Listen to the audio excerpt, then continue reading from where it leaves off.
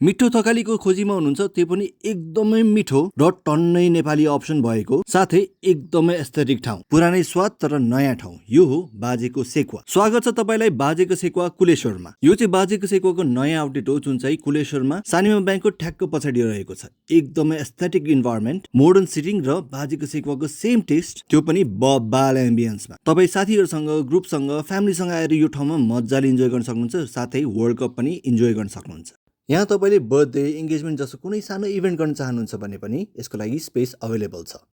बाजेको सेकुवाको second highlight भनेको यहाँको खाना हो र यहाँको नेपाली खाना यस्तो मिठो थियो कि तपाईको थकाली खानालाई नै बिट गर्नेछ। प्राइस पनि अफोर्डेबल, टेस्ट चाहिँ अति नै दामी। तपाई यहाँ आउँदाखेरि चाहिँ खाजा सेट पनि मगाउन सक्नुहुन्छ जहाँ चाहिँ बाजेको खाजा सेटमा तपाईले आलु, अचार, भुजा, चिकन छोइला र भुटन सबै गरेर पाउनुहुन्छ र त्यसको टेस्ट पनि अति नै दामी छ। भ्याल्यु फर मनी नै छ। साथै यहाँको भुटनको स्वाद चाहिँ अति नै दामी हुन्छ। प्लस तपाईले मटन हड्डी सुप पनि साथै पाउनुहुन्छ। र बाजेको सेकुवाको बेस्ट भनेको यहाँको झानेको सेकुवा र सेकुवा हो। मटन सेकुवा त अति नै दामी हुन्छ।